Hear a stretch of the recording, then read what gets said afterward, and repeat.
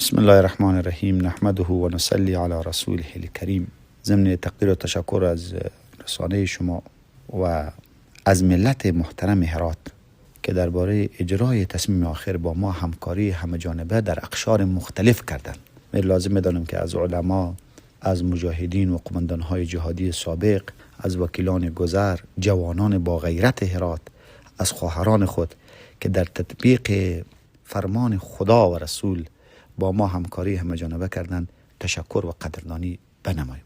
بله، این تصمیم بعد از ماها فکر و بعد از سالها انتظار با خاطر اشد ضرورت اجرا شد.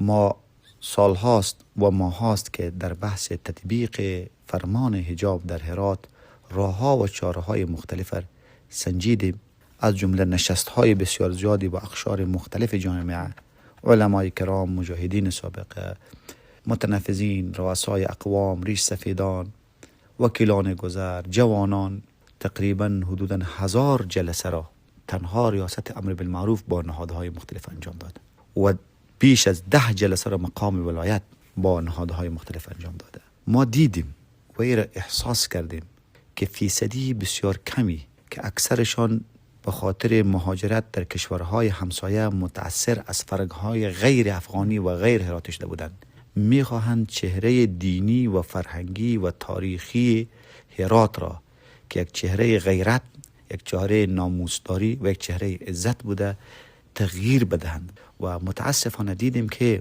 حجاب دخترای ما که مواقعیت از این رسانه میخواهیم اعلام کنم که ما 4 روزی که در خدمت ملت هرات هستیم، دختران عزیز شهر هرات را به عنوان دختر خود حساب میکنیم و به اندازه دختر ما بر ما احترام دارند و قدر دارند. ما میدیدیم که خواسته یا ناخواسته، جاهلانه یا عامدانه، حجاب دخترها روز به روز تحت تأثیر بعضی مسائل پایین تر میشه. مجبور شدیم که بعضی کسانی که مریضی روانی و شرعی داره اونا رو هدایت بدیم که از سطح شهر جمع شوند و دیگه دختران ما بسیار به عزت و احترام در چادر نماز با حجاب کامل اسلامی به بازار به خاطر تداوی، به خاطر مریضی، به خاطر دیگه ضرورت‌هایی که دارن بیاین. ما به این دختران به عنوان دختران خود، به عنوان خواهران خود و به زنهای کلانسن به عنوان مادران خود نگاه میکنیم. احترامشان، عزتشان، اکرامشان مثل مادران و دختران ما بر ما لازم است. هیچ هراس لازم نیست که باشه، هیچ ترس لازم نیست که باشه. صرفاً گفتیم حجاب شرعی. با حجاب شرعی که اصل عنعنات هراتی ما همان برقه یا بقره بوده که ما بقره میگیم و حالا در به خاطر مهاجرت ها و مسافرت ها مسئله چادر نماز با یک ماکسی که رویشان پوشیده باشه هیچ مشکل نداره. با چادر نماز و یک ماکسی که رویشان پوشیده باشه خواهر ما و دختر ما میتونه برای رفع نیازهای خود به شهر بیایه و هیچ کس مزاحم او نمیشه. ما آمدیم که عفت و عزت و احترام خود دختران و خواهران خود رو بیشتر کنیم. اگر قرار باشه که خدای ناکرده یک محتسب مرد دختر را از دست میگیره، خب چه برای ما چه ما؟ نه هرگز. من 100% اشاعات را تکذیب میکنم، اینها دروغ است. ما یک تیمی از خواهرانی با تجربه که در بخش نظامی هم تجربه دارند و در مسائل دستگیری هم تجربه دارند، با یک موتر بسیار محفوظ که به خاطر رعایت موازین شرعی با تیم خواهران، یکی از خواهران محرم او باست، این یک متروان یا محافظ محرم یکی از خواهران است. این تیم در کنار محتسبین میروند. اگر جای کسی را دیدند که من بازم از ملت را تشکر میکنم، اصلا ما جایی را ندیدیم که کسی خلاف موازین شرعی زنی بگرده. او زن توسط خواهران به نحو محفوظ در یک جای حفظ میشه و به نحو محفوظ برای او تنبیه داده میشه که خواهر ما، دختر ما، این مسئله به فیشن و مد گشتن و برهنه یا نیمه برهنه یا به حالتی که توجه جوانان را برای تو جلب میکنند به ضرر شما هست و بعد از اینکه تضمینات لازم که خانوادگی او در جریان شود. من میخوایم از این رسانه شما هم تشکر کنم و هم به نحو استفاده کنم برای خانواده های عزیز هراتی که جریانات و اخباری برای ما هست که دختر از خانه بیرون می شده با چادری، با چادر نماز، به 20 متری و 50 متری خانه باز چادر را داخل بکس می‌ذاشته و بدون چادر می‌رفته. یعنی معلوم است که خانواده هم به این راضی نبودند و خبر نبودند. خانواده او در جریان میشه. بعد از اون که خانواده هم مطلع شدند و تضمیناتی حاصل شد که این دختر ما و این خواهر ما دیگه به نحوی که هنجار شکن باشه در کوچه و بازار نمیگرده، به بسیار عزت و احترام که یک مرد او را ندیده باشه. از لحظه گرفتاری، یا مناسب نیست که صیغه کلمه گرفتاری رو بگیم، از لحظه که او مهمان ما میشه تا لحظه ساعتی که ساعتوار است رخصت میشه، هیچ مردی او را نمیبینه. حتی در وسیله‌ای که منتقل میشه در جمع خواهران خود، در موتری که از بیرون دیده نمیشه و منتقل میشه. ببینید در سطح جامعه ما و شما نمیتونیم همه جامعه را 100% اطلاع رسانی کنیم. متاسفانه مردمی هستند که 20 سال حق ملت را به طرق مختلف خورده بودند و خودشان بهترین کاخها و بهترین قصرها را از پول ملت در کشورهای مختلف برای خود ساختند. آنها حالا هم معدهشان برای پول ملت خالی است و میخواهند که خوابهای زمان گذشته را میبینند که باز بر گرده ملت سوار شوند و منابع ملی و سرمایه های ملی را به نفع شخصی خود استفاده کنند.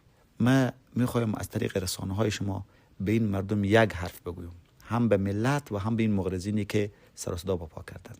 من روز اولی که اینجا والی شدم در رسانه ها سرمایه خود را اعلان کردم. 5 سال میشه حکومت میکنم باذن الله جل. روزی که بیرون شوم هم سرمایه خود را بیارم. اگر همین مردم یک رئیس مرد است، والی که نه، یک رئیسی که در هرات 2 سال ریاست کرده یا یک مدیری که در هرات 2 سال مدیریت کرده، او بیایه برای ما که او را میشناسیم، سرمایه پدرش هم خبر داریم، سرمایه جد را خبر داریم، او بیایه سرمایه خود را برای به ملت را شفاف بگه که می قدر سرمایه به 2 سال از کجا پیدا کردم. ملت ایران مردم شناختن، میشناسند، باغایشان را بلد هستند، سراهایشان را در قلب هرات بلد هستند، 4 طبقه هایشان را بلد هستند و پدرشان را میشناسند، جدشان را میشناسند که پدر او به اندازه یک مرد هرات عادی هراتی ثروت نداشت، اما والا سرمایه‌داران هرات شده یا سرمایه‌داران افغانستان شده. این مردم دروغ ها و افواهاتی را در ذهن جوانان تزریق میکنند و میخواهند از ساده لوحی یا از بیخبری بعضی از جوانان ما سوء استفاده کنند. ما از جوانان عزیز خود که آنها را به حیث برادران و فرزندان خود میبینم، این جدا میخوایم که متوجه باشند که فریب آوازها و وسوسه های دشمنان قسم خورده افغانستان نخورند. از هوش و از تفکر کار بگیرند. هیچ مشکلی پیش نیامده. جوانها حالا از او زیرکتر شدن که کسی بخواد آنها را فریب بده. این تصاویری که در رسانه های جمعی پخش میشه، همه تصاویر جعلی توسط هوش مصنوعی که AI میگن یک چی اصطلاحات است توسط پخش میشه. هیچ دختر ما، هیچ خواهر ما در هیچ محبسی به هیچ عنوان محبوس نیست. تعداد کمی از دختران توسط خواهران تنبیه شدند، توسط خود پدرانشان تنبیه شدند و به خانه های خود به عزت برگشتند. هیچ نوع بی احترامی را من به عنوان فرزند هرات به هیچ دختر و خواهر خود تحمل کردن نمیتوانم و هیچ واقع نشده. لذا ما از ملت محترم هرات میخوایم که شهر خود را به دست خود بگیرن. ما از جوانان میخوایم، از جوانان با غیرت هرات میخوایم، از علما میخوایم، از مجاهدین و قماندانای جهادی میخوایم، از بزرگان طریقت میخوایم که هرات شهر اولیا بوده. هرات شهر خواجه عبدالله انصار و امام فخر رازی و عبدالرحمن جامی رحمت الله تعالی علیهم بوده. هرات شهر علم و فرهنگ بوده. صدای خود را در رسانه ها بالا کنند. شهر فرهنگیاست، شهر متدینین است، شهر وارثین شهدای 24 هوت است، شهر جنگ های اولاد و نواسه های فاتحین میوند است، شهر جنگ های افسانه‌ای زندجان است، شهر مردم تصوف، مردم علم، اولاد مصنفین و مفکرین بزرگ جهان اسلام که اینجا خوابیده هستند. این شهر هرات شهر شماست. صدای خود را بالا کنید. بعضی مردم که به نحوی از افکار بیرونی یا به خاطر مهاجرت ها یا به خاطر مسافرت ها یا چیزی پول برایشان داده شده یا چیز در گوششان خوانده شده، میخواهند که شهر هرات را شهر مخالف حجاب معرفی کنند. تعداد اندک هستند، اما با سکوت شما آنها خود را نماینده های هرات معرفی کردند که ما بی‌غیرتی و بی‌ناموسی را در هرات رواج میخواهیم. مردم هرات با غیرت بودن. غیرت و ناموسداری یک موضوعی نیست که به امارت ارتباط داشته باشه. غیرت و ناموسداری در دل و روحیه و جبین و عنعنه و فرهنگ هرات و افغانستان بوده و خواهد بود. لذا من از جوانان عزیز میخوایم، خصوصا جوانان با غیرت هرات، که صدای خود را بالا کنند و در مورد مسئله حجاب و غیرت و ناموسداری موقف خود را برای جهانیان بیان کنند. من از طریق رسانه شما 2 جمله را برای ملت هرات و مردم افغانستان میگم. اول، در سطح هرات امنیت سرتاسری محفوظ است، پروژه های انکشافی روان است، مردم با کاربار خود مشغول است، هیچ مشکل را ما احساس نکردیم. دوم، هر برادر ما در هر قشری احساس مشکلی داره، از برخورد امر بالمعروف، از برخورد محتسبین، از برخورد حوزه های نظامی، از برخورد نایه های شروالی، از هر برخوردی دروازه های هرات با ولایت هرات باز بوده، باز خواهد بود. بیایه با ما بشینه. اگر حتی در مورد تصامیم ما هم او ملاحظه داره، امروز بسیار از فرنگی های هرات آمدن با ما نشست کردن، سوالاتی را داشتن، جوابات را شنیدن. بیاین با هم میشینیم، با هم تصمیم میگیریم. هرات شهر ما تنها نیست، شهر ما و ملت است. شهر خود را ساختیم. ما شهر خود را با همکاری ملت هرات از اختطافچی‌ها پاک کردیم. ما شهر خود را با همکاری ملت هرات از معتادین با مواد مخدر پاک کردیم. ما شهر خود را با همکاری ملت هرات از بسیاری از معضلات و مشکلات اجتماعی پاک کردیم. شهر هرات فعلا یک شهر نمونه در نقطه‌های مختلف، یک شهر بارز در سطح کشور است و ما به ملت هرات قول میدم، ایرا وعده میدم که در آینده کوتاه یک نقطه بارز در سطح منطقه هرات عزیز ما خواهد بود.